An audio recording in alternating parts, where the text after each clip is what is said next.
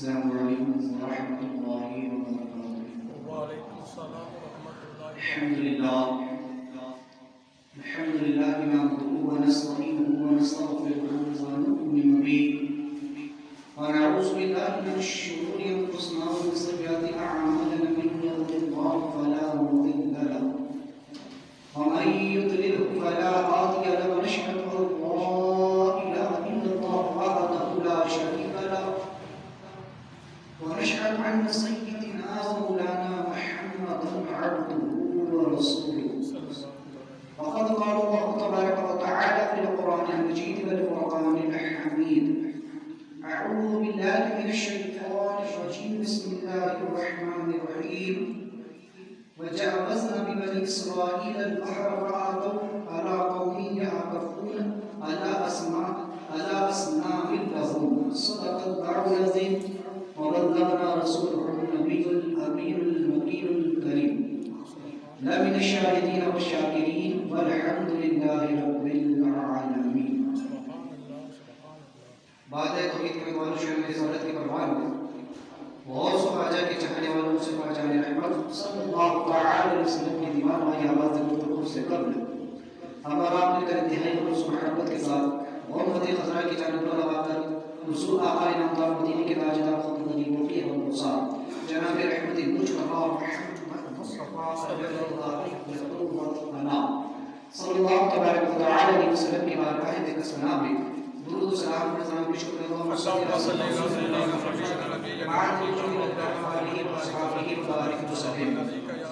ایک تو بڑی جگہ صلی اللہ علیہ وسلم سلام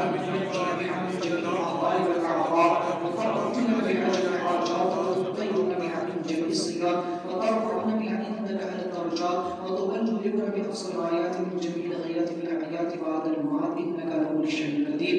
رسول برکت کے لیے والصلاة والسلام علیک یا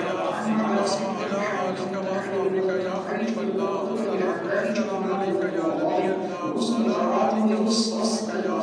بوجهه الكريم وعلى آله وأصحابه بكل لمحة ونفس بعدد كل معلوم لك يا الله يا الله يا الله۔ حضرت سیدنا موسیٰ کلیم اللہ نبی علیہ الصلوۃ والسلام کا ذکر خیر شروع ہے جس میں پچھلے جمعہ ہم نے سماعت کیا کہ موسیٰ علیہ السلام جب بنی اسرائیل کو لے کر کے مصر سے چلے اور دریائے کلثوم کے کنارے پہنچے، ادھر سے فرعون کا لشکر بھی آ گیا۔ ایک طرف دریا کی اٹھنے والی کئی فٹ لمبی موجیں ہیں، دوسری طرف فرعون کا بخار لشکر موجود تھا۔ بنی اسرائیل نے موسیٰ علیہ السلام سے کہا اب ہم تو مارے گئے، اب بچنے کا کوئی راستہ نہیں ہے، لیکن اس وقت بھی موسیٰ علیہ السلام نے اللہ رب العالمین پر یقین اور توکل کی مثال قائم فرماتے ہوئے کہا کہ ہرگز ایسا نہیں ہو سکتا۔ رب تعالیٰ کا حکم ہوا کہ موسیٰ اس دریا پر اپنا عصا مارو، جیسے آپ نے عصا مارا تو ایک روایت کے مطابق اس میں ایک راستہ ہو۔ بنی اسرائیل نے کہا کہ ہم 12 قبیلے ہیں اور الگ الگ راستوں سے جانا چاہتے ہیں، لہٰذا موسیٰ علیہ السلام نے دوسری مرتبہ عصا مارا تو پانی میں 12 راستے ظاہر ہوئے اور پانی کی 12 دیواریں کھڑی ہو گئی اور راستے خشک ہو گئے اور بنی اسرائیل کے 12 قبیلے الگ الگ راستوں سے اس دریا میں داخل ہوئے۔ جب دریا میں چلنے لگے تو وہ گروہ، وہ قبیلہ جو موسیٰ علیہ السلام کے ساتھ تھا، انہوں نے کہا کہ موسیٰ ہمیں تو اپنی سلامتی کا یقین ہے کہ ہم تمہارے ساتھ ہیں، لیکن ہمارے وہ دیگر قبیلے جو دوسرے راستوں پر چل رہے ہیں وہ سلامت ہے بھی یا نہیں، اس کی ہمیں کوئی خبر نہیں۔ ہو سکتا ہے کہ وہ قتل کر دیے گئے ہو سکتا ہے کہ وہ گھوڑ دیے گئے ہو، ہمیں ان کی کوئی خبر نہیں ہے۔ لہٰذا موسیٰ علیہ السلام نے جب پانی کی دیواروں پر اپنا عصا مارا تو پانی کی ان دیواروں کے اندر روزن یعنی کہ سوراخ بن گئے، جگہ جگہ پر سوراخ ہو گئے، جس کے سبب سے 12 قبیلے ایک دوسرے کو ان سوراخوں سے دیکھتے ہوئے اور باتیں کرتے ہوئے راستہ پار کر جب دریا کے پار پہنچے اور ادھر سے فرعون کا لشکر دریا میں اترا، اللہ تعالیٰ نے حکم دیا کہ جب پورا فرعون کا لشکر اندر آ گیا تو سب کے سب غرق کر دیے اور فرعون کی لاش کو دریا کے کنارے پر پھینک دیا گیا، جسے دیکھ کر یقین ہو گیا، تسلی ہو گئی کہ اب ہمارا دشمن یقیناً مارا گیا اور ہمیں اس کے ظلم و ستم سے نجات مل گئی۔ لہٰذا ایک روایت کے مطابق بنی اسرائیل وہیں سے واپس مصر آئے، لیکن صحیح تر روایت یہی ہے کہ وہ موسیٰ علیہ السلام کے ساتھ ملک شام کی طرف گئے، چونکہ یہ جو آنے والی آیات ہے اسی طرف اشارہ کر رہی ہے۔ وَجَوَّزْنَا بِبَنِي إِسْرَائِيلَ الْبَحْرَ فَأَتَوْا عَلَىٰ قَوْمٍ يَعْكُفُونَ عَلَىٰ أَصْنَامٍ لَهُمْ، کہ اور جب ہم نے بنی اسرائیل کو دریا پار کرا دیا تو ان کا گزر ایک ایسی قوم پر ہوا جو اپنے بتوں کے آگے آسن مارے بیٹھے ہوئے تھے۔ لہٰذا بنی اسرائیل جب دریا پار کر چکے اور سلامتی کے ساتھ نکل گئے، لہٰذا جب وہ ملک شام کی طرف جانے لگے، چونکہ موسیٰ علیہ السلام کو حکم تھا کہ ان کے جو آبائی وطن ہے، چونکہ مصر میں تو آئے تھے حضرت یوسف علیہ السلام کی وجہ سے، کیونکہ یوسف علیہ السلام مصر پہنچے تھے اور وہاں کے بادشاہ ہوئے تھے، تب آپ نے اپنے ماں باپ بھائی بہن کو سب کو رشتہ داروں کو بلا لیا تھا، تو یہ سب وہیں آ کر کے بس گئے۔ لیکن بعد میں جو ہے تو چونکہ آبائی وطن ملک شام کا فلسطین تھا، تو اب حکم ہوتا ہے موسیٰ علیہ السلام کو ان کو اپنے آبائی وطن لے جائے۔ لہٰذا موسیٰ علیہ السلام کے ساتھ یہ فلسطین کی طرف ملک شام کی طرف جا رہے ہیں، تو راستے میں جو معاملات ہوتے ہیں قرآن نے اس کے بارے میں کہا، قالوا یا موسیٰ اجعل لنا الہا کما لہم آلہۃ، کہنے لگے کہ موسیٰ ہمارے لیے بھی ایک ایسا ہی خدا بنا دیجیے۔ قال انکم قوم تجہلون، موسیٰ علیہ السلام نے کہا تم بڑی جاہل قوم، ان ہؤلاء متبر ما فیہ وباطل ما كانوا یعملون، کہ یہ جو لوگ ہیں یہ تو جاہل ہے اور اپنی اس حال میں ہے کہ وہ بربادی والا حال ہے، اور یہ لوگ جو کچھ کر رہے ہیں وہ میرا باطل ہے۔ لہٰذا غرض کے موسیٰ علیہ السلام جب اپنی قوم کو لے کر کے چلے اور فرعونی دریا کے سامنے بھی ڈبو دیے گئے، تو یہاں مفسرین ایک نقطہ یہ بیان فرماتے ہیں کہ موسیٰ علیہ السلام کے ساتھ، چونکہ بنی اسرائیل موسیٰ علیہ السلام کے ساتھ تھے، اس لیے وہ سلامتی کے ساتھ کنارے پر لگا دیے گئے، اور فرعون کی جماعت میں، فرعون کے لشکر میں کوئی اللہ والا نہ تھا، اس لیے ان کا لشکر ڈبو دیا گیا۔ تو جس لشکر کے ساتھ، جس قوم کے ساتھ اللہ والے ہوتے ہیں، اللہ تعالیٰ ان قوموں کو تباہ و برباد ہونے سے محفوظ فرما دیتا ہے، اور تباہ اور برباد وہی لوگ ہوتے ہیں جن کے درمیان، جن کے بیچ کوئی اللہ والا نہیں ہوتا۔ میں نے سے قبل بھی کہا کہ موسیٰ علیہ السلام اور حضرت ہارون علیہ السلام، چونکہ آگے ہارون علیہ السلام کے پیچھے موسیٰ علیہ السلام کو، ایک روایت بھی ہوتی ہے کہ اس لشکر موسیٰ علیہ السلام کا جو لشکر تھا، موسیٰ علیہ السلام کی جو قوم تھی، اس میں 40 اولیاء کرام بھی موجود ہیں، اور انہی میں حضرت یوسف علیہ السلام بھی تھے جن کو بعد میں اللہ نے نبوت کا حکم عطا فرمایا، حضرت یوسف علیہ السلام نبی بنائے، اور 40 جو ہے اولیاء کرام اس میں موجود تھے۔ لہٰذا چونکہ بنی اسرائیل کا جب وہاں سے اس قوم کے اندر یہ اللہ والے جب موجود تھے، تو اس سبب سے اللہ تعالیٰ نے اس لشکر کو سلامتی کے ساتھ پار کرا دیا۔ اب یہاں پر فرماتے ہیں کہ جو لوگ دنیا ایک سمندر کی طرح، تصور پر ہوتا ہے کہ دنیا ایک سمندر کی طرح ہے اور آخرت اس کی سلامتی کا کنارہ، جو لوگ دنیا میں اللہ والوں کے ساتھ ہوتے ہیں، انبیاء علیہ السلام کا دامن تھامتے ہیں، ان کی شریعتوں پر مضبوطی سے عمل پیدا ہو جاتے ہیں، جو اولیاء کرام کا دامن تھام لیتے ہیں اور ان کے نقش قدم پر چلتے ہیں، وہ لوگ سلامتی کے ساتھ آخرت کے جد و ساحل پر پہنچ جاتے ہیں۔ اور جنہوں نے دنیا میں ان کا دامن چھوڑ دیا، جنہوں نے دنیا میں شریعت کی پیروی چھوڑ دی، اللہ والوں کا دامن چھوڑ دیا، وہ اسی دنیا میں غرق برباد ہو جاتا ہے۔ دنیا اسے اپنے اندر ڈبو لیتی ہے اور ایسا انسان دنیا پرست ہو کر کے بڑھتا ہے۔ لہٰذا آپ دیکھیں کہ اللہ تعالیٰ نے اس لیے اس امت پر کرم فرمایا کہ اس امت میں جو ہے تو کسی نبی نے نہیں آنا ہے، اس لیے اللہ تعالیٰ نے اس امت میں بڑے بڑے اجندہ غوث قطب ابدال ولی کو پیدا کیا، تاکہ امت کے آگے بھی اور امت کے پیچھے بھی اولیاء کرام، ان کے دائیں بھی ان کے بائیں بھی اولیاء کرام رہے، تاکہ یہ لوگ دنیا میں بھی اور آخرت میں بھی سلامتی کے ساتھ ہو سکتے ہیں۔ دیکھیں غوث پاک کس جماعت میں الحمدللہ اہل سنت ہی نے آپ کو صالح کیا، سب کے مزار اہل سنت ہی میں ملیں گے۔ کسی وہابی دیوبندی باطل فرقے کو آپ اٹھا کر دیکھ لیں، ان کی تاریخ دیکھ لیں اٹھا کر کے، کہیں پر بھی آپ کو کوئی اللہ والا نہ ملے، کسی ولی کا مزار نہ ملے گا۔ لیکن الحمدللہ اہل سنت کا نصیبہ ہے کہ اللہ تعالیٰ نے کرم فرمایا کہ غوث بھی ہمارے یہاں، غوث اعظم بھی ہمارے یہاں، خواجہ اعظم بھی ہمارے یہاں، مجدد اعظم بھی ہمارے یہاں، مفتی اعظم بھی ہمارے یہاں، غرض کے تمام اولیاء اللہ کے مزار اہل سنت میں ملے۔ تو ہمارے آگے غوث ہے، ہمارے پیچھے غریب نواز،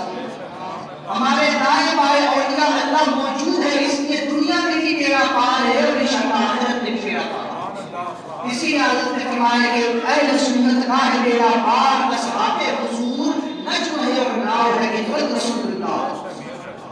ان اللہ والوں کے دامن سے لگے رہو، انشاءاللہ دنیا میں بھی کامیاب ہو جاؤ گے اور آخرت میں۔ جیسے موسیٰ علیہ السلام کا لشکر سلامتی کے ساتھ گزر گیا۔ اب وجوازنا بنی اسرائیل البحر، جب بنی اسرائیل جو ہے دریائے کلثوم کو پار کر کے، بعض لوگوں نے یہاں دریائے نیل مراد کیا ہے، لیکن راجح قول یہ ہے کہ دریائے کلثوم سے مراد ہے۔ اور جب وہ لوگ جمعہ کا دن تھا، بعض روایتوں میں پیر کا دن تھا، کسی میں اتوار بھی آتا ہے، لیکن یہ طے ہے کہ محرم کی 10ویں تاریخ تھی جس میں موسیٰ علیہ السلام دریا سے سلامتی کے ساتھ پار ہوئے، اور اس دن آپ نے عاشورہ کا روزہ رکھا۔ وَآتَوْا عَلَىٰ قَوْمٍ، لہٰذا آپ بھی جو قوم کے لوگ تھے انہوں نے کہا، چونکہ اکثر لوگ جو تھے ان کو یہاں آ گئے، اور اس کے اندر چونکہ موسیٰ علیہ السلام کے علاوہ حضرت ہارون علیہ السلام بھی نبی ہے، اور آگے چل کر کے حضرت یوسف علیہ السلام کو بھی چونکہ نبوت کا حکم ہونے والا 40 اولیاء اللہ اور علیہ السلام، تو یہ اس سے علیحدہ خارج۔ لیکن اکثر قوم جو ہے تو ان لوگوں کا یہ قول ہے، لہٰذا چونکہ یہ وہ لوگ ہیں کہ جب یہ لوگ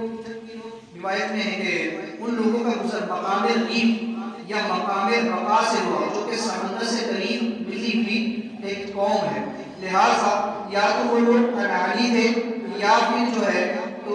وہ قوم امالیکہ کے لوگ تھے جن سے موسیٰ علیہ السلام کو جنگ کرنے کا حکم ہوا، وہ بھی کے ساتھ آگے آئے۔ تو لہٰذا جب ان لوگوں کے پاس یہ گزرا، ایک روایت میں قبیلہ لغم ابن عبد البر نے لکھا ہے کہ یہ قبیلہ لغم کے لوگ ہیں۔ بہرحال مختلف روایات کے سبب ایک ایسی قوم کہ جو لوگ اپنے بتوں کے جو ہے تو بیٹھے ہوئے تھے، یا کہ اللہ اسنام لہو، اپنے بتوں کے سامنے آسن مارے بیٹھے ہوئے تھے۔ ان کی کیفیت تو قرآن میں بیان ہے، جیسے آج کل کے پنڈت وغیرہ بیٹھتے ہیں خاص کر کے، وہ اس طریقے پر جو ہے ان مورتیوں کے سامنے، اور روایتوں میں ہے کہ وہ جو مورتیاں تھیں وہ گائے یا بچڑے کی مورتی تھی، وہیں سے بنی اسرائیل کو جو ہے تو بچڑے کی پوجا کا جو واقعہ آگے آئے وہ بھی آپ سنیں۔ تو انہوں نے دیکھا، وہاں رکے نہیں، وہاں سے وہ چلتے چلتے انہوں نے دیکھا کہ ایک گائے کی یا ایک بچڑے کی جو ہے تو پیتل کی یا تانبے کی یا سونے کی مختلف روایت، اس کی مورتی بنی ہوئی ہے، اور یہ لوگ اس کے آگے جو ہے تو بیٹھے ہوئے، جیسے آج کل کے مہاراجے وغیرہ بیٹھے ہوتے ہیں ان کے بتوں کے سامنے پوجا کے لیے، تو اس طرح سے وہ بیٹھے ہوئے ہیں اور ان کی پوجا میں وہ مصروف ہیں۔ تو ان لوگوں نے اس منظر کو دیکھا، اس واقعے کو جب انہوں نے دیکھا تو لہٰذا ان لوگوں نے موسیٰ علیہ السلام سے کہا کہ قالوا، کہنے لگے اجعل لنا الہا کما لہم آلہہ، کہنے لگے کہ موسیٰ علیہ السلام ہمارے لیے بھی جو ہے تو ایک ایسا ہی کوئی خدا کا بنا دیجیے، ہمارے لیے بھی کوئی ایسی مورتی تراش دیجیے، ہاتھ آپ کے ہو اور سر ہمارے، آپ کے ہاتھوں سے بنائی ہوئی مورتی ہو جس کے آگے ہم جھکے سجدے، یا پھر آپ کی تجویز ہو، آپ کوئی ایک صورت ہمارے لیے بنا دیجئے، بتا دیجئے کہ ایسی بنانا ہے، ہم بنا دیں گے اور پھر ہم اس کی عبادت کر سکیں۔ تو لہٰذا ان لوگوں نے جب یہ بات موسیٰ علیہ السلام کے سامنے رکھی، چونکہ یہ انہوں نے جو بات کہی یہ کفر نہیں تھی، اس لیے کہ یہ خیال کفر تھا، اور یہ چیزیں الگ ہوتی ہیں، خیال کفر الگ ہوتا ہے، ارادہ کفر الگ ہوتا ہے، اور رضا بالکفر الگ ہوتا ہے۔ تو ان کے دل میں یہ خیال آیا، اگر ایسا نہ ہوتا تو موسیٰ علیہ السلام ان کو تجہلون نہ فرما بلکہ ان کو تکفرون فرمایا جاتا،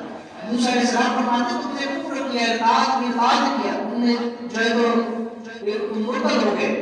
تو موسیٰ علیہ السلام ان کو دوبارہ کلمہ پڑھاتے، اسلام کی طرف دوبارہ کو دعوت دیتے، ایمان کی طرف دوبارہ ان کو پلٹ کر لاتے، لٹا کر لاتے. لیکن چونکہ موسیٰ علیہ السلام بھی جان رہے تھے کہ انہوں نے جو بات کہی ہے وہ چونکہ صرف بس خیال کے طور پر ارادہ نہیں، تو لہٰذا اس لیے کہا گیا کہ قوم تجہلون، تم بڑی جاہل ہو. اس لیے تو موسیٰ علیہ السلام ان کی رد سے اچھی طرح واقف ہو گئے، جانتے تھے کہ یہ قوم کیسی ناشکری ہے، کس قدر انہوں نے حالات کیا کچھ دن رکھے ہیں. تو لہٰذا موسیٰ علیہ السلام نے کہا انکم قوم تجہلون، کہنے لگے کہ بے شک تم تو بڑی جاہل ہو، اس لیے کہ تم لوگ جو ہے یہ سب کچھ دیکھ کر آ رہے ہو. اپنی آنکھوں سے تم نے دیکھا کہ فرعون کا حال کیا تھا، فرعون کے معاملات کیا تھے. تم نے دیکھا کہ فرعون نے خدائی کا دعویٰ کیا، اس نے اپنے آپ کو خدا ٹھہرایا، اپنی مورتیاں بنوائی اور بھی دیگر طریقے کی مورتیاں جن کو قبطی لوگ پوجا کرتے تھے، جن کو فرعونی عبادت نہیں کیا کرتے تھے. تو ان کا حال کیا ہوا؟ تم اپنی آنکھوں سے دیکھ کر کیا رہے ہو کہ بتوں کو پوجنے والے کو اللہ تعالیٰ نے تمہاری نگاہوں کے سامنے سمندر میں ڈبو دیا ہے، تمہارے سامنے ان کو غرق کر دیا گیا اور تمہیں سلامتی کے ساتھ، اس لیے کہ تم اللہ پر ایمان لائے، تم نبی پر ایمان لائے، تم آخرت پر ایمان لائے، اس لیے تم کو سلامتی سے گزار دیا گیا. اتنا بڑا معاملہ دیکھ کر کیا رہے ہو؟ اپنی آنکھوں کے سامنے بتوں کے پجاریوں کو غرق ہوتا ہوا دیکھ رہے ہو. سمندر سے تمہیں سلامتی سے گزارا گیا، تم نے 12 راستوں کی فرمائش کی، تمہیں 12 راستے دیے گئے. تم نے کہا کہ ہم اپنے دوسرے قبیلے والوں سے بات کرتے ہوئے گزرنا چاہتے، تمہارے لیے اس سمندر کے اندر بھی ان دیواروں کے اندر سوراخ بنا دیے گئے، روزن بنا دیے گئے. تم ایک دوسرے سے بات کرتے ہوئے چلتے ہوئے آئے ہو. اتنے معجزات دیکھنے کے باوجود بھی فرعونیوں پر خدا کا عذاب اور اپنے اوپر اللہ کی رحمت دیکھنے کے باوجود بھی تم ایسی جاہلانہ بات کر رہے ہو، ایسی جاہلانہ حرکت کر رہے ہو کہ موسیٰ ہمارے لیے بھی کوئی خدا بنا دے کہ اللہ رب العالمین کے علاوہ بھی تم چاہتے ہو. لہٰذا موسیٰ علیہ السلام نے ان لوگوں کو سمجھایا. تو چونکہ ایک یہاں پر روایت لگی ہوئی ہے ترمذی شریف کے حوالے سے کہ آقا کریم صلی اللہ تعالی علیہ وسلم جب غزوہ حنین کے موقع پر اپنے صحابہ کے ساتھ ایک راستے سے گزر رہے تھے تو وہاں پر مشرکین کا ایک درخت تھا اور اس درخت پر وہ اپنی تلواریں، نیزے، بھالے یا جنگ کے جو اوزار ہوتے تھے اس کو لٹکا دیا کرتے تھے اور اس کا نام انہوں نے ذات انوار رکھا ہوا تھا. اور ان کا یہ خیال تھا، یہ تصور تھا مشرکین کا کہ اس طرح سے ہمارا معبود خوش ہوگا اور اس درخت کی وہ پوجا کرتے تھے. جیسے آج بھی بہت سارے مشرکین کو آپ دیکھو گے کہ وہ بہت سارے پیڑوں کی پوجا بھی کرتے، درختوں کی پوجا کرتے. تو ان کا یہ خیال تھا کہ اس بت کی جو درخت ہے یہ ہم اس کی پوجا کریں گے اور اس پر اپنے اوزار کو لٹکا دیں گے تو ہمیں ہر جنگ میں فتح ہوگی. تو صحابہ کرام جب وہاں سے گزرے تو بعض صحابہ نے حضور سے جیسے کہ آپ کو موسیٰ علیہ السلام سے کہا گیا، ہم مفسرین فرماتے ہیں کہ چونکہ موسیٰ علیہ السلام کے ساتھ جو لوگ تھے ان میں کئی قسم کے لوگ تھے. کچھ تو وہ تھے جیسے کہتے تھے ہارون علیہ السلام جو کہ خود نبی تھے، اس یوشع علیہ السلام جن کو آگے چل کے نبوت کا حکم ہونے والا. ان کے علاوہ 40 اولیاء کرام اور ان کے علاوہ بعض مومنین جو تھے وہ پختہ ایمان والے تھے اور اکثر جو تھے وہ کمزور ایمان والے تھے، ضعیف الاعتقاد ایمان والے تھے، اس لیے وہ جلدی بہت. ایسے ہی آقا کریم صلی اللہ علیہ وسلم جب غزوہ حنین کے موقع پر اس درخت کے قریب سے گزرے تو اچانک صحابہ کرام بھی حضور کے ساتھ تھے، دیگر کامل ایمان صحابہ کرام بھی حضور کے ساتھ تھے. اور یہ جو حال ہے تو مفسرین فرماتے ہیں کہ اس وقت دیہاتوں کے چند مسلمان جو اس جنگ میں حضور کے ساتھ شریک ہوئے تھے انہیں اتنا علم نہ تھا، انہوں نے کہا کہ یا رسول اللہ ہمارے لیے بھی کوئی ذات انوار بنا دیجیے. تو سرکار اسلام نے فرمایا سبحان اللہ، تم نے مجھ سے وہ بات کہی جو بنی اسرائیل نے موسیٰ علیہ السلام سے کہی. جیسا کہ بنی اسرائیل نے جب ان قوم والوں کو، قوم عمالقہ کے لوگوں کو اس بچڑے کی پوجا کرتے ہوئے دیکھا تو کہا تھا کہ موسیٰ ہمارے لیے بھی کوئی خدا بنے. تم نے بھی ویسی ہی بات کہی کہ یا رسول اللہ ہمارے لیے بھی کوئی ذات انوار درخت جو ہے تو بنا دیجیے. لہٰذا فرماتے ہیں کہ تم لوگ یعنی مسلمان جو پچھلی امتوں کے نقش قدم پر چلے. تو لہٰذا انسانی فطرت ہے کہ وہ جس چیز کو دیکھتا ہے اس سے بہت جلد وہ مانوس ہو جاتا ہے. تو لہٰذا بہرحال یعقوب موسیٰ علیہ السلام نے فرمایا ان ہؤلاء متبر ما هم فیہ. آپ نے فرمایا کہ یہ جس حال میں ہے اپنی قوم سے آپ نے کہا کہ یہ جو قوم مالکہ کے لوگ ہیں یہ جو اس بچڑے کی پوجا کر رہے ہیں جس حال میں ہے متبر یہ برباد ہونے والے یہ تبار سے بنا ہے. تبار کا مطلب ریزہ ہو جاتا. ان کے جو عقائد ہے وہ سب باطل ہے اور ان کے جو اعمال ہے وہ جو کسی کام کے نہیں ہے وہ سب جو ختم ہونے والے باطل ما کانوا یعملون کہ ان کے عقائد باطل ہے اور ان کے اعمال حقارت. یہ جو خیال کیا کرتے ہیں اور جس عقیدے پر یہ ہے کہ ہم ان بتوں کی پوجا کر رہے ہیں معبود اور الہ ہے تو لہٰذا یہ لوگ ان کا یہ عقیدہ باطل ہے اور جس طریقے سے ان بتوں کے سامنے بیٹھ کر یہ جو عمل کر رہے ہیں ان کے یہ سارے اعمال بیکار اور لغو ہیں کسی کام کے نہیں ہے. لہٰذا موسیٰ علیہ السلام نے اپنی قوم کو سمجھایا کہ اس سے انہیں کوئی فائدہ نہیں ہونے والا بلکہ نقصان اٹھائے گا. لہٰذا چونکہ اس کے دو مطلب بیان کیے کہ آخرت میں ان کے کفری عقائد برباد ہو جائیں گے یا ایک قبر و حشر میں ان کے ساتھ نہ رہیں گے ان کی نیکیاں باطل ہو کر وہاں کام اٹھائیں. اور دوسرا یہ کہ دنیا میں ان کا دین ان کے اعمال برباد ہو جائیں گے اور ہم بھی انہیں ختم کریں گے. یعنی کہ موسیٰ علیہ السلام نے اس وقت قوم کو آگے کی ایک پیشن گوئی بھی سنائی. یہ غیب کی خبر موسیٰ علیہ السلام نے دی کہ ان کے یہ جو اعمال ہیں سب ختم ہونے والے ہیں. یہ قوم بھی بلکہ ختم ہونے والے اس لیے کہ یہ کرنے والے بھی ہم ہی ہوں. کیونکہ موسیٰ علیہ السلام جان رہے تھے کہ آگے اللہ تعالیٰ آپ کو حکم دے گا کہ قوم مالکہ سے جہاد وہ واقعہ کیا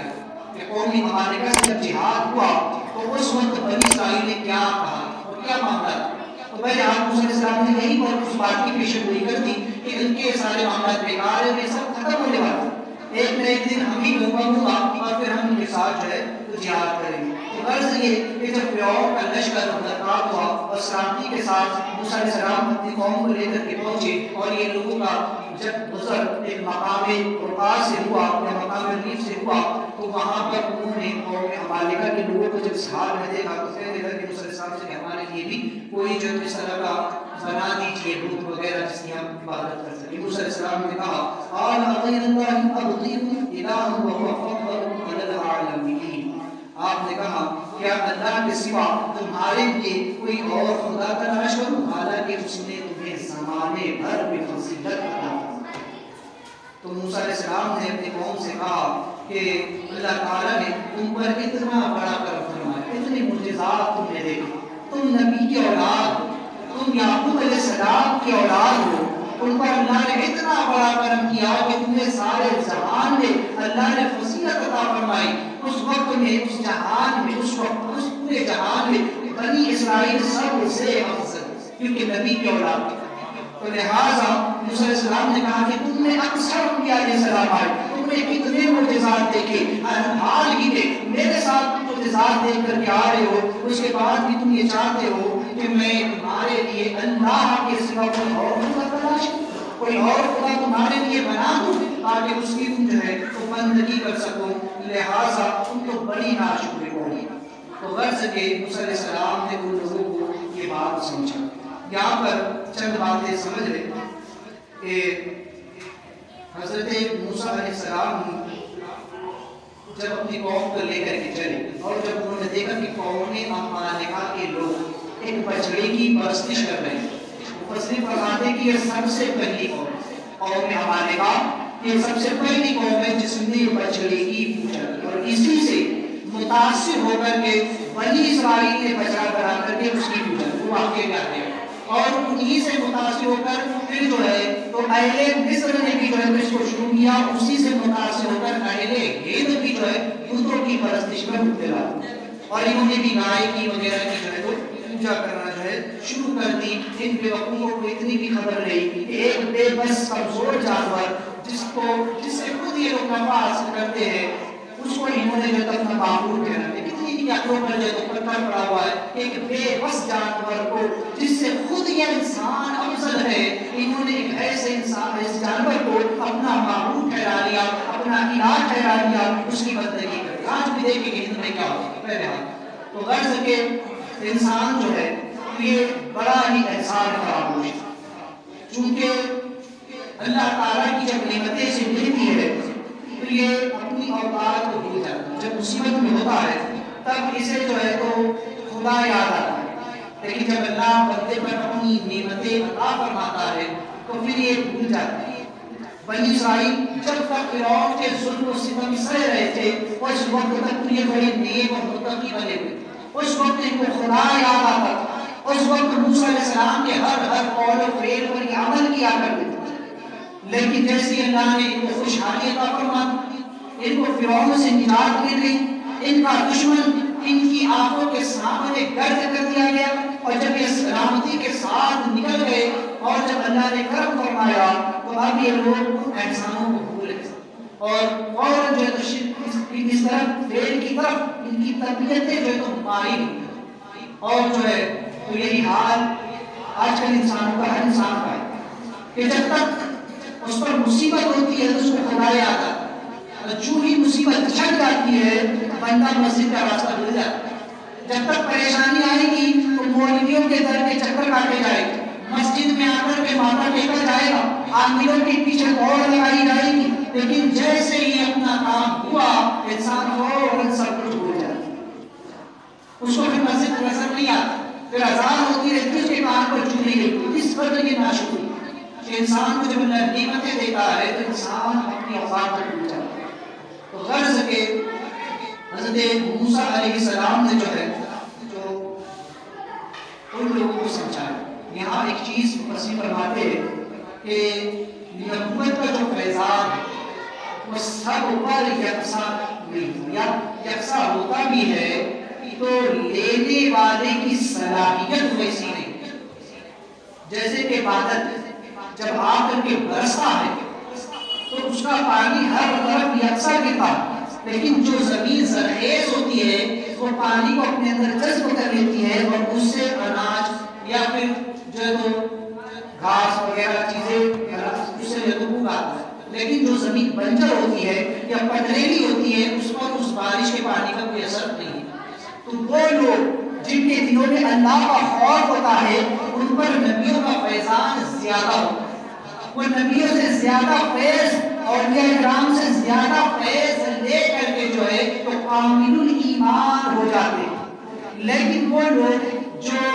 جن کے اعتقاد متزلزل ہوتے ہیں، جن کا ایمان ضعیف ہوتا ہے، کمزوری ہوتی ہے، وہ لوگ جو ہے تو اس سے زیادہ فائدہ حاصل نہیں کر سکتے۔ دیکھیں آپ آج بہت سے لوگ ہیں جو اولیاء کے مزاروں پر جاتے ہیں مقام زندگی میں ہو جاتا ہے، اعتقاد ان کا یقین مضبوط ہوتا ہے، بعض وہ ہوتے ہیں کہ جن میں یقین مضبوط نہیں ہوتا اس لیے برسوں آتے جاتے رہتے ہیں لیکن زندگی میں ایسا نہیں ہوتا۔ تو یہ انسانوں کی اپنی کیفیات پر منحصر کرتا ہے۔ موسیٰ علیہ السلام کا جو فیض تھا وہ یکساں تھا، لیکن جو کمزور ایمان والے تھے وہ فوراً بہے، جب انہوں نے دیکھا کہ قوم عمالقہ کے لوگ جو ہے تو ایک بچڑے کی پوجا کر رہے تو فوراً ان کی طبیعت جو ہے بہک گئی اور کہنے لگے کہ موسیٰ ہمارے لیے بھی جو ہے تو ایسا ہی کوئی الہ معبود جو ہے تو بنا دیجیے تاکہ جو ہے تو ہم اس کی بندگی کر سکیں معبود۔ لہٰذا ایک چیز یہ کہ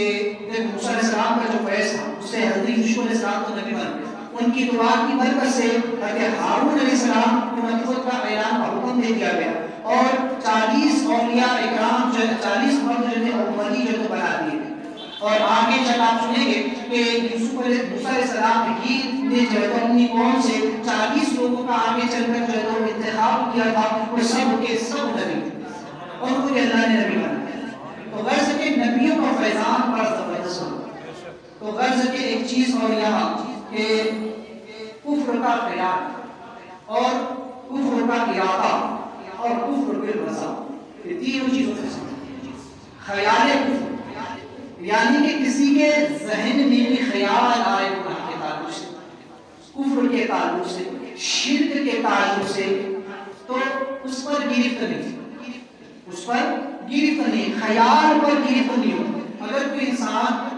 کفر کا خیال کر اس کے دل میں خیال آ جائے یا پھر جو ہے تو گناہ کا خیال اس کے ذہن میں آئے تب تک شریعت اس کی گرفت نہیں کرتی، نہ اس کو کافر کہا جائے گا، نہ اس کو مشرک کہا جائے گا، نہ ہی اس کو گناہگار اب دوسری چیز ہوتی ہے ارادہ کفر، اس پر گرفت ہوتی ہے۔ اگر کوئی شخص ارادہ کر لے معاذ اللہ، کفر اگرچہ نہ کرے لیکن کفر کا ارادہ کر لے کہ میں معاذ اللہ کافر ہو جاؤں گا، یا یوں کہ میں فلاں مذہب کو اختیار کر لوں گا۔ آج بھی بہت سارے جاہل قسم کے لوگ ایسے ہوتے ہیں کہ جو چند لوگوں کے حال احوال کو دیکھ کر کہتے ہیں یار مسلمان ایسے سے چلو میں ہندو ہو جاتا ہوں، اس سے تو میں فلاں مذہب کا ہو جاتا ہوں۔ آج بھی بہت سارے لوگ ایسے ہیں سنی جو یہ کہتے ہیں کہ یار اس سے چلو میں وہابی دیوبندی ہو جاتا ہوں، میں جماعت میں چلے جاتا ہوں، میں تبلیغی جماعت میں چلے جاتا ہوں، میں فلاں جماعت میں فلاں فرقے میں چلے جاتا ہوں۔ تو ان پر شریعت کی گرفتاری ہے کیونکہ انہوں نے ارادہ کفر کی، اب یہ کافر ہوئے۔ اگرچہ کفر نہ کیا لیکن کفر کا ارادہ کر لیا تو شریعت کہتے ہیں تم کافر ہو۔ اب دوبارہ تمہیں اثر نو کلمہ بھی پڑھنا ہوگا، اگر نکاح والا ہے تو اسے دوبارہ نکاح بھی کرنا ہوگا، تجدید ایمان بھی کرے، تجدید نکاح بھی کرے، تجدید بیعت بھی کرے، یہ ہے ارادہ۔ اور ایک ہے رضا بالکفر، اسی طرح گناہ کو بھی سمجھیں کہ انسان اگر گناہ کا ارادہ کر لے کہ میں فلاں گناہ کروں تو ہماری شریعت میں اس پر بھی گرفت کرے، جب تک کہ بندہ گناہ نہ کر لے تب تک سمجھیے ہم کفر کا معاملہ الگ ہے اور گناہ کا معاملہ الگ۔ اگر ارادہ کفر یا شرک کیا تو کافر ہو جائے، لیکن ارادہ گناہ کیا کہ زنا کر لے گا، شراب پی لے گا، جوا کھیل لے گا یا کوئی بھی گناہ کر لے گا، گناہ کا ارادہ کیا تو گناہ گار نہ، جب تک کہ گناہ نہ کرے۔ یہ اللہ کا کرم۔ کفر اتنی خطرناک چیز ہے، سمجھے بدعقیدگی وہ شے ہے کہ جس پر جو ہے تو سخت گرفت، بدعملی وہ ہے کہ جس کو اللہ تعالیٰ معاف فرما دے۔ تو اس کے لیے یہاں پر بھی چھوٹ ہے، البتہ جب گناہ کر لے گا تب جو ہے تو بھی وہ گناہ گار ٹھہرے گا، اس کی شریعت پر فرما ہے۔ تیسری چیز ہے رضا بالکفر، اگرچہ یہ کفر نہ کرے، کفر کا ارادہ نہ کرے، لیکن کسی کافر کے کفر پر راضی بالرضا ہے، یہ سمجھے کہ وہ بھی حق ہے معاذ اللہ، یوں سمجھے کہ ہندو بھی یا غیر مسلم بھی یا یہود بھی یا نصارہ بھی یا جتنے باطل فرقے والے ہیں اہل سنت والجماعت کے علاوہ وہ بھی حق ہے، ان کے عقائد بھی صحیح ہے، تو ان کے کفر یا عقائد کو جانتے ہوئے ان کے کفر پر راضی ہو جائے تو یہ بھی کافر ہو جائے۔ اس نے کفر نہیں کیا، اس نے اپنی زبان سے کلمہ کفر نہیں نکالا اور نہ ہی کفر کا ارادہ کیا، لیکن کافر کے کفر پر راضی ہو گیا۔ جیسے آج کل بہت سے لوگ وہابی دیوبندیوں کے ساتھ ان کو مسلمان سمجھتے ہیں، ان کے کفری عقائد کو جاننے کے باوجود بھی انہوں نے اللہ رسول کی شان میں گستاخیاں کی اور یہ اسلام سے خارج ہوئے، تو اس کے باوجود بھی ان کے باطل عقائد کو جان کر بھی ان کو مسلمان سمجھنا، ان سے نکاح کرنا یا جنازہ وغیرہ، تب اس پر بھی وہی حکم آ جائے۔ تو یہ سمجھ شریعت کا مسئلہ۔ تو غرض کے یہ تین چیزیں، اور الہ وہ ہے کہ جو ہمیں بنا، وہ نہیں جسے ہم بنا، خدا وہ ہے، معبود وہ ہے، رب وہ ہے، اللہ وہ ہے جس نے ہمیں بنا، جس نے ہمیں پیدا فرمایا، جس نے ساری کائنات کو پیدا فرمایا۔ وہ خدا نہیں ہو سکتا، وہ رب نہیں، وہ الہ نہیں ہو سکتا جس کو انسان اپنے ہاتھوں سے بنے، جس کو انسان اپنے ہاتھوں سے تراش کے، جن مٹی کی اور پتھر کی مورتیوں کو بنا کر تراش کر کے یا مظاہر خدا بندی، چاہے کہ وہ نبی ہو یا ولی ہو یا کوئی ہو، اس کو کوئی خدا بنائے، خدا ٹھہرائے تو وہ ہرگز الہی معبود ہے۔ اللہ صرف ایک ہے، وحدہ لا شریک ہے، اور وہی ہے جس نے ہم اور ساری کائنات کو پیدا کیا۔ تو غرض کے قومی ممالکہ جو ہے تو یہ ہے وہ قوم ہے کہ جس نے سب سے پہلے جو ہے وہ اس گائے کے بچڑے کی جو ہے تو پوجا جو ہے تو شروع کی تھی۔ لہٰذا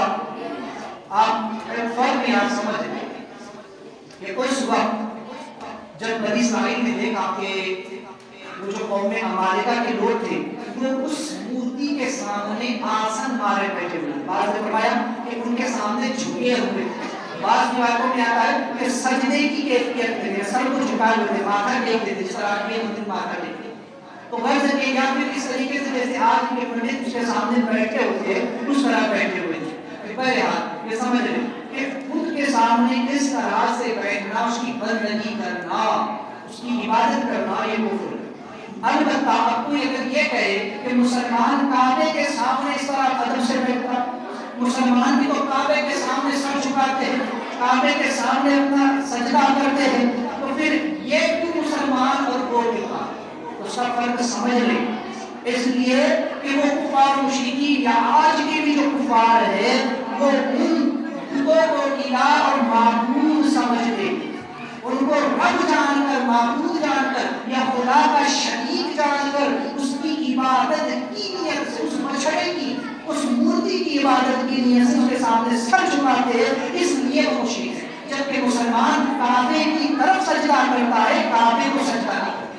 وہ سجدہ اللہ کو کرتا ہے، کعبے کی طرف اگر جس کا سر جھکتا ہے، اگر کعبہ کو وہاں سے اٹھا لیا جائے تب بھی مسلمان کا سجدہ خدا کے لیے.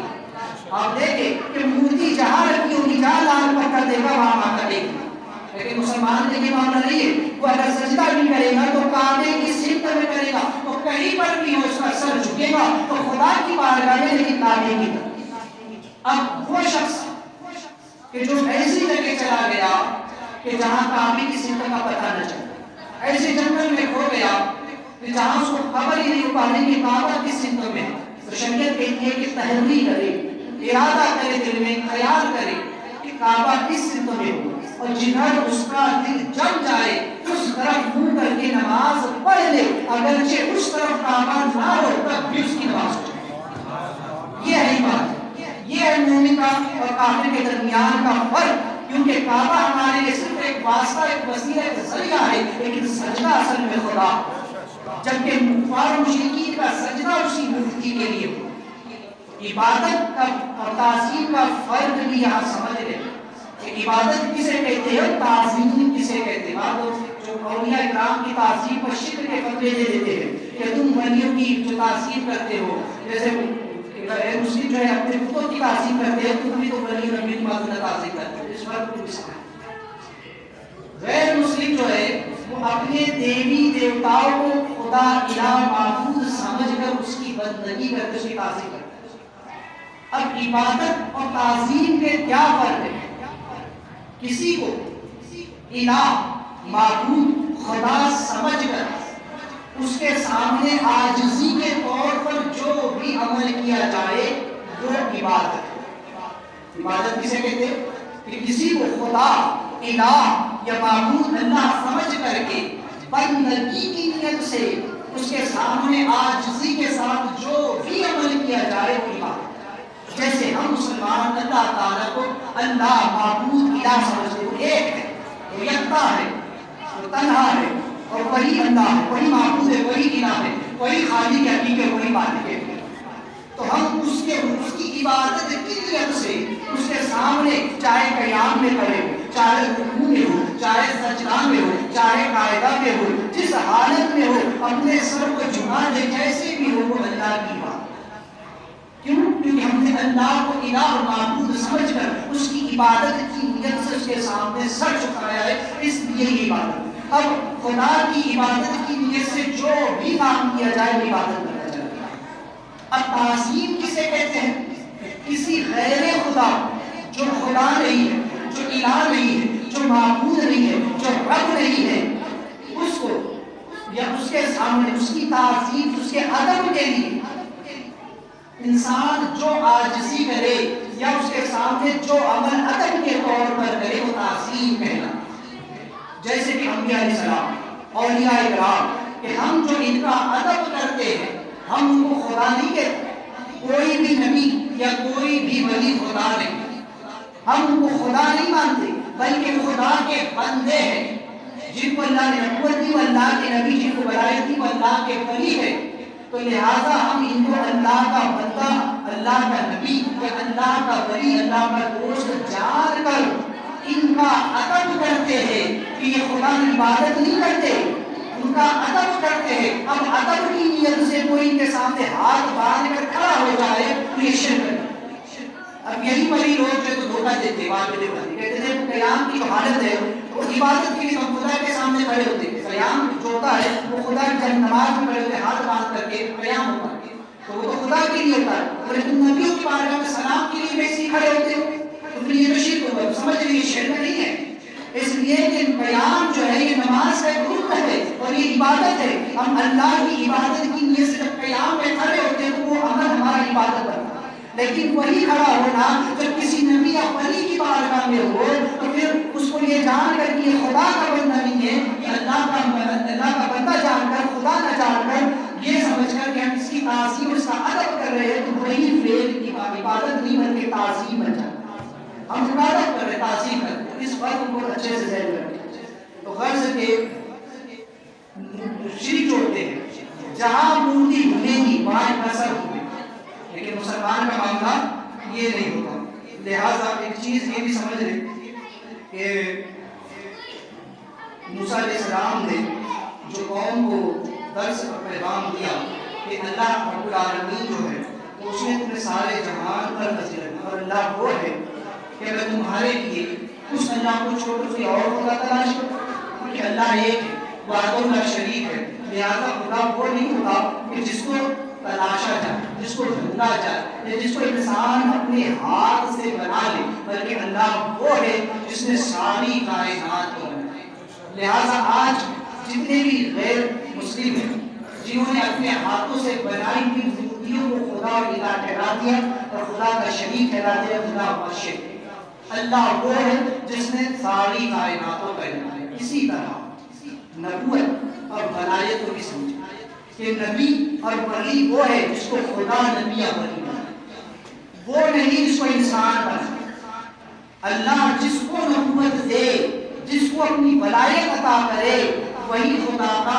نبی یا خدا کا ولی ہوگا. انسان جس کو بنا دے، جیسے آج کل جو ہے تو قادیانیوں نے اپنا نبی الگ سے بنا دیا. مرزا غلام احمد قادیانی کو یہ لوگ نبی کہتے ہیں. خدا تعالیٰ نے ہر نبی اس کو نبوت عطا نہیں ہوئی، اس لیے کہ نبوت ہمارے آقا کریم صلی اللہ علیہ وسلم پر ختم ہو چکی ہے. حضور خاتم النبیین ہے، حضور کے بعد کوئی نبی نہیں. اب قادیانیوں نے جس مرزے کو اپنا نبی ٹھہرایا، لیکن مرزائیوں کا بنایا ہوا ہے، خدا کا بنایا ہوا ہے. اور ولایت کا بھی یہی معنی ہے، جس کو اللہ اپنی ولایت عطا فرما دے وہ اللہ کا بنایا. آج کل ایک ٹرینڈ چل چکا ہے، یہ بن چکا ہے کہ جاہل مرید اپنے جاہل بے شرع پیر کو جو ہے تو ولی بنا دیتے، جس نے ہاتھوں میں 10 انگوٹیاں پہن رکھی ہو، جس نے خود گلے میں کڑے اور دھاگے باندھ رکھے ہو، جو خود نمازوں کا پابند نہ ہو، جو خود بے شرع ہو، جو بے حیائی کرتا ہو، جو عورتوں سے بے پردہ ملتا ہو، جو عورتوں کی جو ہے تو کھلے عام بیعت کرتا ہو، جو غرض کے تمام طرح کی خرافات کرتا ہے. لوگ آج ایسوں کو بھی پیر بنا کے بیٹھے. ولی اللہ کے بہت بڑے ولی ہے، یہ کون پہنچے ہوئے یاد رکھیے. اور فارسی کو فاجر، وہ فارسی کے مولی ہے، وہ مردود ہے، ہرگز خدا کا ولی نہیں. جو شریعت کے خلاف کرے گا، جو آقا کریم صلی اللہ علیہ وسلم کی ایک سنت کو بھی چھوڑ دے، بعض علماء فرماتے ہیں کہ اس کی ولایت پر ہمیشہ. کیونکہ ولی تو وہ کہ جو نبی علیہ السلام کی ایک سنت کو عمل میں لے کر، ولی اللہ کا مرد. تو غرض میں جن جاہلوں نے اپنے کہتے ہیں کہ پیر اڑتا نہیں ہے، مرید اڑا دیتے. پیر میں تو صلاحیت نہیں کہ ہوا میں اڑے، مرید ہوائیں اڑاتے رہتے ہیں. ہمارے پیر صاحب ایسے، ہمارے پیر صاحب کی کرامت یہ، ہمارے پیر صاحب نے تو یہ کر کے دکھایا. تو مرید یہ آپس میں جو ایسی ایسی کرامتیں بیان کرتے ہیں کہ اللہ خیر فرمائے. فرمایا پیروں کے ساتھ ساتھ تو ایسے مرید بھی جو تو جہنم میں جائیں گے، زیادہ ایسے ہی جائیں گے جو بنا بے وجہ اپنے پیروں کے شان میں غلو کرتے ہیں اور وہ مقام اور وہ جو مرتبے ان کو دیتے ہیں جو اللہ نے ہر بھی سن کو لکھا. اور آج ایک ٹرین اور چل چکا ہے خطابات و خطابات، اور یہ مولویوں بھی آ گیا. بس جس کو علامہ مولانا جس کو جب آگے خطابات، کوئی سید بنا کے رہا ہے تو کوئی علامہ طاہر بنا کے رہا ہے، کوئی الجی آنے تو کیا بڑے بڑے خطابات و خطابات کو لگا رہے ہیں اور اندر ہے کچھ نہیں، اندر سے پورے خالی ہے اور بڑے بڑے خطابات و خطابات لگا کر کے. یاد ہے کہ نبی اور ولی وہی ہے جس کو اللہ نے نبوت عطا فرمائی، ولی وہی ہے جس کو اللہ نے ولایت عطا فرمائی. انسانوں کے بنانے سے کوئی خدا نہیں نہیں بنتا، انسانوں کے بنانے سے کوئی نبی نہیں بنتا، انسانوں کے بنانے سے کوئی ولی نہیں بنتا۔ خدا وہ ہے جو عز وجل ہے، جس نے سب کو بنایا، اور نبی وہ ہے جس کو خدا نے نبی بنایا، اور ولی وہ ہے جس کو اللہ نے بنایا اور جس کو اللہ نے نبی بنا دیا۔ اب اگر سارے لوگ مل کر جس کو نبی نہ مانے، جس کو اللہ نے ولایت عطا فرما دی، سارے لوگ مل کر بھی اس کو اللہ کا ولی نہ مانے، تو ان کی شان میں کوئی فرق نہیں، کوئی فرق نہیں آتا۔ اگر ساری دنیا کے لوگ مل کر کسی جاہل پیر کو ولی بنا دے تو اس سے اس کی شان نہیں بڑھ جاتی، اور ساری دنیا کے لوگ مل کر کسی ولی کو نہ مانے، اس کو گالیاں دے، برا بنا کہے، تو اس سے اس کی شان میں ذرہ برابر فرق نہیں ہوتا۔ کیوں؟ وہ مقام اللہ نے عطا فرمایا، اور جسے اللہ عزت عطا فرمائے، جسے اللہ تعالیٰ عروج عطا فرمائے، جسے اللہ بلندی عطا فرمائے، کوئی اس کا بال بھی کر نہیں سکتا۔ آج لوگوں کو ہمارے جو اکابرین ہیں ان سے بھی جلن ہونے لگی، چاہے وہ قائد ملت ہو، چاہے وہ گلزار ملت ہو، چاہے وہ چیلانی کیا ہو، چاہے وہ اور دیگر ہمارے اسلاف ہو، جن کو اللہ نے بلندی عطا فرمائی، جن کو اللہ نے مقام عطا فرمایا، جن کو اللہ نے ولایت کا تاج عطا فرمایا، ایسوں سے اگر کوئی جلتا ہے تو وہ اپنی آخرت خود خراب ہے۔ یاد رکھیں اپنے بڑوں کا آدر، کیونکہ اللہ تعالیٰ ہی جانتا ہے کہ اس کے نزدیک کون ولی ہے اور کون نہیں۔ اپنی طرف سے بے جا جو کسی کو ایسے خطابات و الزامات اور ایسی کرامتیں گڑھ کر نہ بیان کرے کہ آخرت میں خود کو حساب دینا ہوگا۔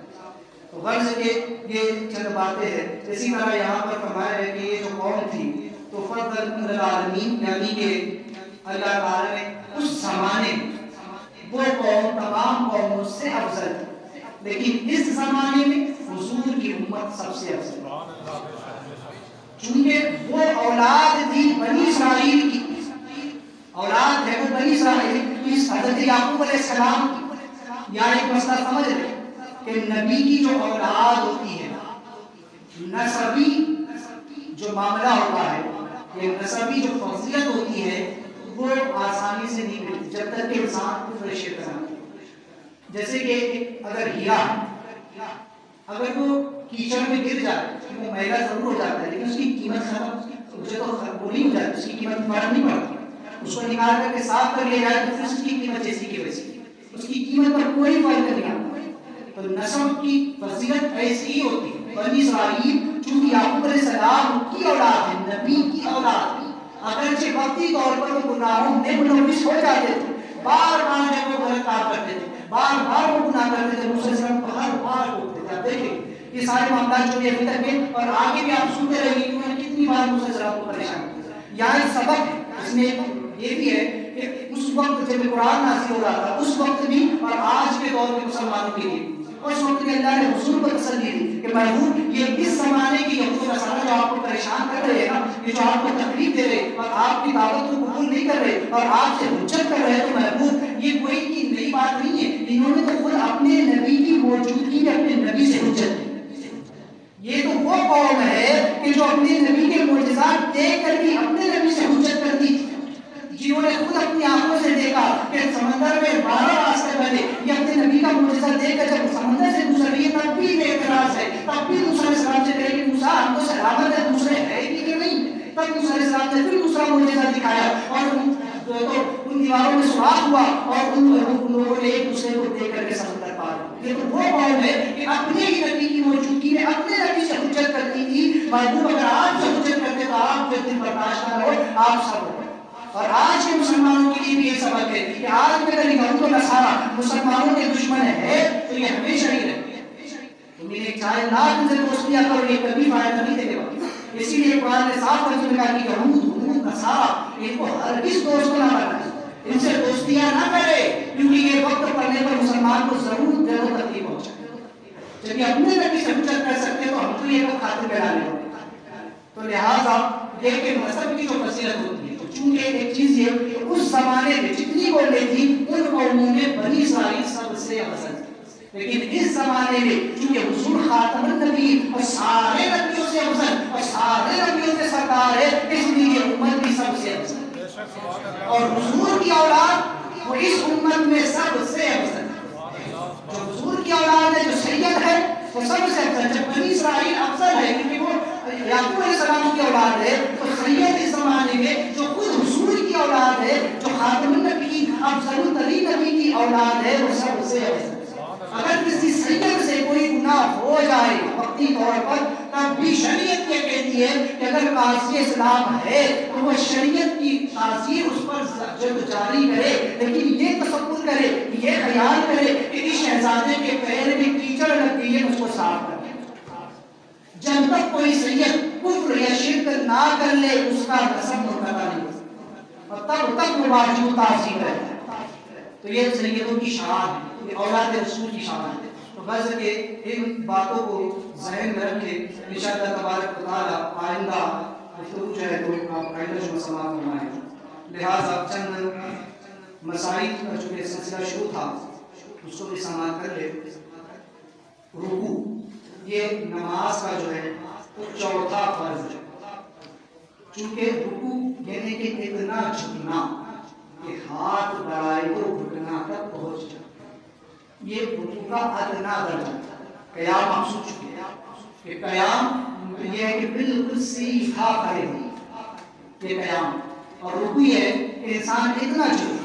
کہ ہاتھ بڑھائے تو گھٹنا تک پہنچ جائے، اور مکمل پیٹھ کو رکوع میں سیدھا کر دینا یہ سنت ہے. اور اسی طرح جو ہے تو یہ رکوع جو ہے ہماری امت میں یعنی ہمارے نبی کریم صلی اللہ علیہ وسلم کا اور اس امت کا خاصہ ہے. اس سے پہلے کسی بھی نبی کی شریعت میں رکوع نہ ہے. حضرت آدم علیہ السلام سے لے کر کے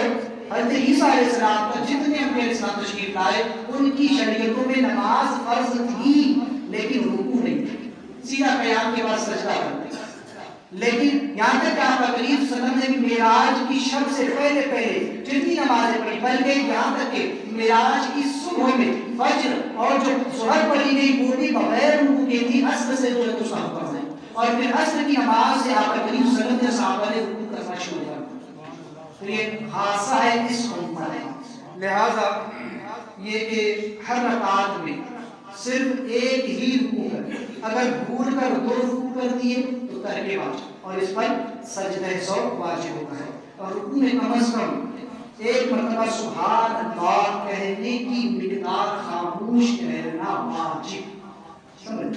ایک تسبیح سبحان اللہ کتنی دیر ٹھہرنا رکوع کے اندر یہ واجبات ہو. بس جلدی سے اللہ کو کہنے فوراً ہو جائے. اگر اتنی دیر رکوع میں نہیں ہوا تو اس کا رکوع ہی نہیں،